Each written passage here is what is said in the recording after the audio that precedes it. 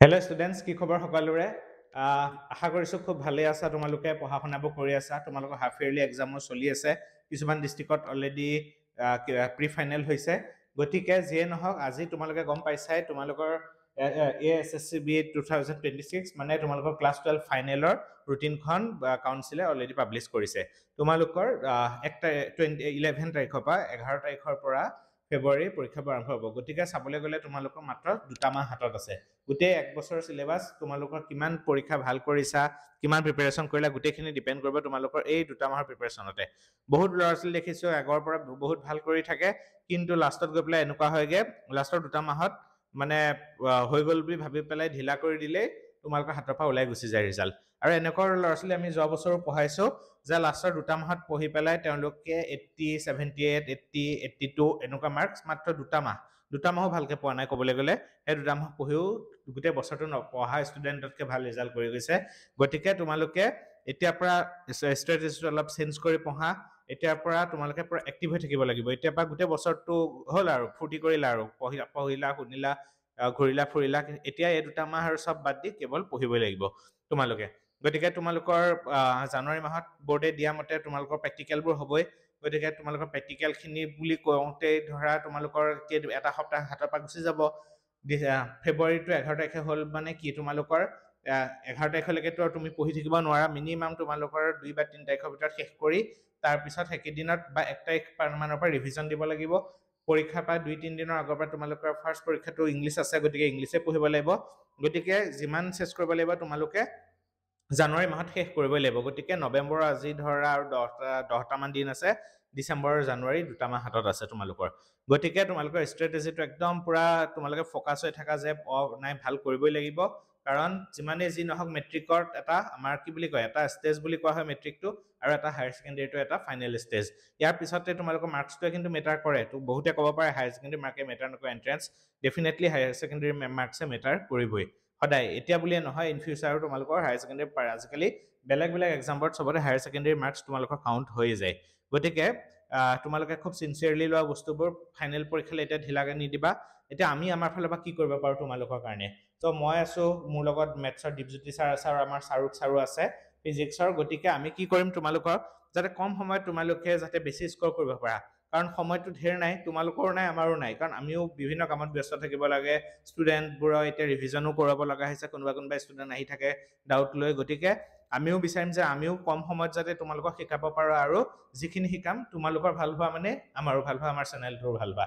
গতিকে আমি ট্ৰাই কৰিম তোমালোকক সৰু সৰু দিবলৈ আৰম্ভ কৰিছোঁ শ্বৰ্টছবোৰ। দেখিছা শ্বৰ্ট ট্ৰিক কিছুমান, যিবোৰে তোমালোকক অকল 11 বা 12 ফাইনেলতে নহয়, তোমালোকৰ এণ্ট্ৰেঞ্চতো ডেফিনেটলি বহুতখিনি হেল্প কৰিব। চাবাচোন, ইয়াৰ পৰাই আহিব কুৱেশ্যন, তোমালোকে বহুতখিনি কুৱেশ্যন। আৰু বাকীটো আমি জানাই প্ৰবেবল কুৱেশ্যন ছিৰিজবোৰ দিয়ে যাওঁ, বহুতখিনি তোমালোকৰ সকলো ছাত্ৰ ছাত্ৰীৰে হেল্প হয় প্ৰতি বছৰে। সেইখিনিও আহিব তোমালোকৰ জানুৱাৰী মানৰ পৰা বা ডিচেম্বৰৰ মিডিল মানৰ পৰা। সেইখিনি বস্তু তোমালোকৰ দিবলৈ আৰম্ভ কৰিম আমি। এতিয়া তোমালোকে একদম ভালদৰে কোনো বেলেগ টেনশ্যন বাদ দি পঢ়া আৰম্ভ কৰা। সেনেকুৱা নকৰিবা যে এইটো চেপ্টাৰ পঢ়ি আছিলোঁ আমি, এইটো চেপ্টাৰ আহি যোৱাৰ লগে লগে বোলে তোমালোকৰ এইখিনিও পঢ়িব আছিলে, এইটো পঢ়াৰ লগে লগে সিটো বোলে ফিজিক্স পঢ়িবলৈ মন গ'ল, ফিজিক্স পঢ়াৰ লগে লগে পটকৈ মনত পৰিলে মেথছৰ কিবা অকণমান থাকি গৈছে। সেইটো নহয়।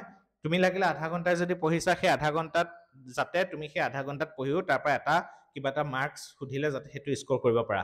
আধা ঘণ্টাতো তোমালোকে 5 মাৰ্কছৰ কুৱেশ্যন এটা ধুনীয়াকৈ পঢ়ি ল'ব পাৰা, বা 10 মাৰ্কছৰ। গতিকে তোমালোকে সেইখিনি ইউটিলাইজ কৰিবা, প্ৰপাৰ ৰুটিন এখন বনাই ল'বা।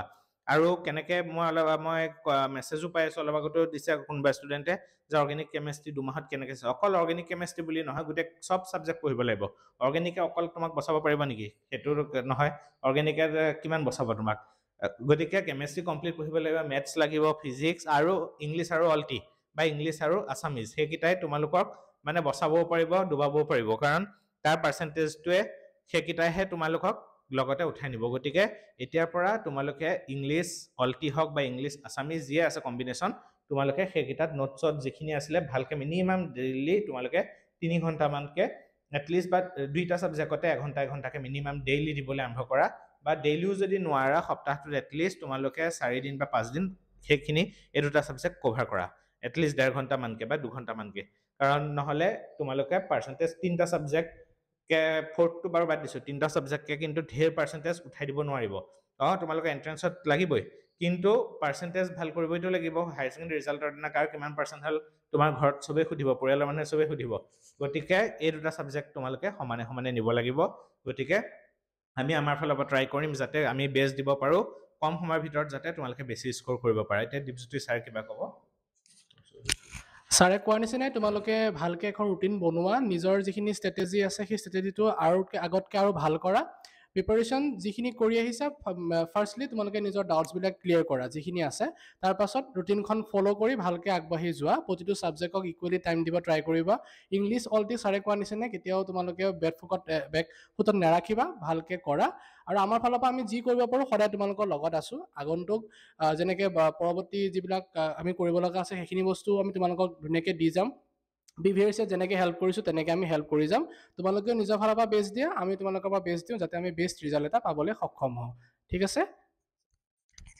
আমি বিশেষকৈ এবাৰ টাৰ্গেট লৈছোঁ শ্বৰ্টছত বহুতখিনি কুৱেশ্যন নিউমেৰিকেল হওক কিবা হওক সৰু সৰু শ্বৰ্টছ কাৰণ পঢ়িবলৈ সময় কম থাকে তোমালোকে 1 মিনিটত যদি এটা কুৱেশ্যন কৰি ল'ব পাৰা বা ট্ৰিকটো কেনেকৈ এপ্ৰ'চ কৰিব লাগে কুৱেশ্যন এটা পালে চ' এইবাৰ আমি আমাৰ চেনেলৰ ফালৰ পৰা শ্বৰ্টছত বেছিকৈ ইম্পৰ্টেঞ্চ দিম লং ভিডিঅ'টো থাকিবই সেইখিনি বস্তু কি কি পঢ়িব পাৰে কুৱেশ্যন সেইবোৰ পঢ়িবা কিন্তু খুব ফ্ৰিকুৱেণ্টলি শ্বৰ্টছ কিছুমান আহি থাকিব সেই শ্বৰ্টছবোৰ চালে তোমালোকে চেপ্টাৰ ৱাইজ বা যিকোনো চেপ্টাৰৰ নিউমেৰিকেল আমি ছল্ভ কৰি দিম মেথছত হওক বা কেমেষ্ট্ৰিত হওক ফিজিক্সৰো দিবলৈ চেষ্টা কৰিব ছাৰে গতিকে আশা কৰিছোঁ সকলোৱে মিলি এটা ভাল ৰিজাল্ট কৰিম ঠিক আছে ভালকৈ দিয়া হাফ ইয়াৰলি পৰীক্ষাবোৰ দিয়া আৰু লগতে তোমালোকৰ কোনবোৰ বেলেগ বেলেগ ডিষ্ট্ৰিক্টৰ যিখিনি হাফ ইয়াৰলি কুৱেশ্যন পেপাৰ বা তোমালোকৰ প্ৰি টেষ্ট হ'ব সেই গোটেইখিনি আমাৰ চেনেলত তাৰে চলিউশ্যনবোৰ আহিব ডিটেইলছত ঠিক আছে বেষ্ট উইচেছ থাকিল সকলোলৈকে আমি মাজে মাজে এনেদৰে কথা পাতিম তোমালোকে কি পঢ়িছা খবৰ ল'ম আৰু তোমালোকে কিবা ডাউট থাকিলে আমাক কমেণ্ট ছেকশ্যনত কমেণ্ট কৰিবা বা আমাৰ ফোন নাম্বাৰত কণ্টেক্ট কৰিলেও আমাক পাবা ঠিক আছে thank you very much for ৱাচিং